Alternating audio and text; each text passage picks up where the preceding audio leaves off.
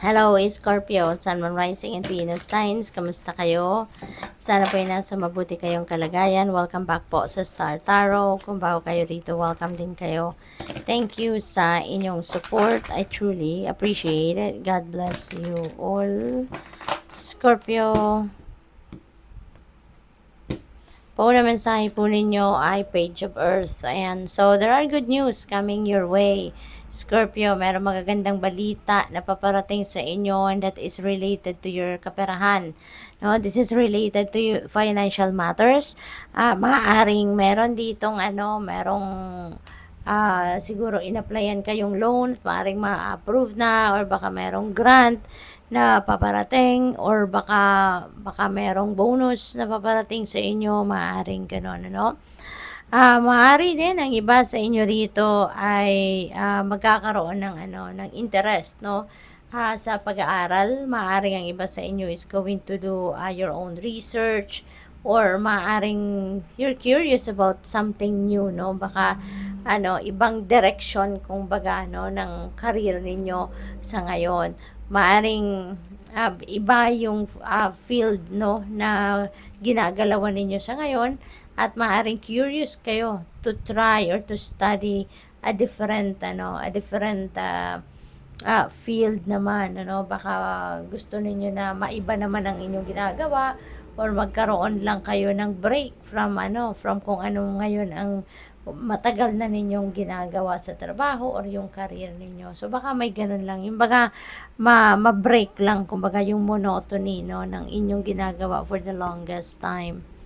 We have Nine of Water. Wow, napakaswerte, napakaganda ninyo because there are wishes coming true sa ngayon, Scorpio. Magiging masayang masaya kayo kasi may yung mga gusto ninyo, mga heart's desires ninyo are coming to fruition na sa ngayon. Kung meron na kayong mga pinag-worry, no, meron kayong mga pinag-aalala, that is going to fade away from here on na din. Kaya maganda, no? Magiging masaya na din kayo. The Star, wow. So, dalawa na sila, no, na coming, wishes coming true. Ganito din si Star Energy. Meron din itong wish fulfillment, no, Scorpio. Kaya, maaring hindi lang isa, no, yung wish ninyo na maaring mag-come to fruition sa ngayon. Maaring more than one, no, ang wishes ninyo. So, magiging masayang-masaya kayo dito. Kasi nga, kung ano yung wishes ninyo, ano yung mga heart's desires ninyo, that's coming to fruition. So, you will be also guided dito to the right path, no, Scorpio? Merong bagong path dito na tatahakin kayo. You are going to start a new beginning. You're going to start fresh dito sa ibang parte ng buhay ninyo. Maaring yung bagong path na to na lalakaran ninyo sa ngayon is dahil dyan sa wishes, no, na magka-come to fruition. What else? We have justice. Ayan. So, fair and just decisions ngayon ang maaaring maganap, no? Sa buhay ninyo. Kung mayroon kayong mga pinaglalaban sa korte, no, you can expect, no, na there is fair and just decision, no, na ang tawag dito, makakamit ninyo. Maaari din na yung balance sa buhay ninyo ngayon, may babalik nyo na yan, no? Magiging maayos na din ang lahat at magiging na kayo, magiging maluwag na din ang inyong pakiramdam rito kasi things are going to be back in order na. What else? We have 8 of air. Ayan. So, feeling ng iba sa inyo rito, you have no power, no?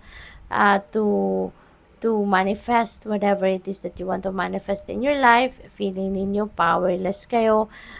Hindi ninyo kayang ma-carry out, no, yung mga dreams ninyo, yung mga goals ninyo, no, yung purpose ninyo. Pero that's just an illusion, Scorpio. Okay? Akala nyo lang yan. Okay? As much as possible, tanggalin nyo na sa isip ninyo na you are powerless kasi hindi totoo yan, no? Hindi totoo yan. Lahat tayo, binigyan tayo ng kakayanan ng universe, no? We were all given talents, skills, and gifts. Kaya lahat tayo, meron tayong kapital, meron tayong magiging weapon, di ba? para tayo ay magtagumpay, magagamit natin para tayo ay magtagumpay. Kaya wag ninyong isipin na hindi ninyo kayang magtagumpay or hindi ninyo kayang gawin ang mga gusto ninyong gawin, because we have all it takes to succeed. Lahat tayo, no? Kaya ang importante dito, Scorpio, huwag kayong mapanghinaan ng loob kasi maaaring yun ang nagho-hold back sa inyo. Sayang din naman, 'di ba, na mga talents, skills, and gifts inyo if you are not going to use them, 'di ba? Kaya tayo binigyan ng mga ganon para maging matupad natin ang mga pangarap natin, 'di ba? At maging mapaganda natin, mapaayos natin ang buhay natin, yung gano'n. So, lakas ng loob ang kailangan ninyo sa ngayon, Scorpio. At huwag kayong makikinig, no, sa mga pang-i-intimidate siguro ng ibang tao. Baka maybe nakikinig kayo sa mga tao kung ano-anong mga sinasabi against you.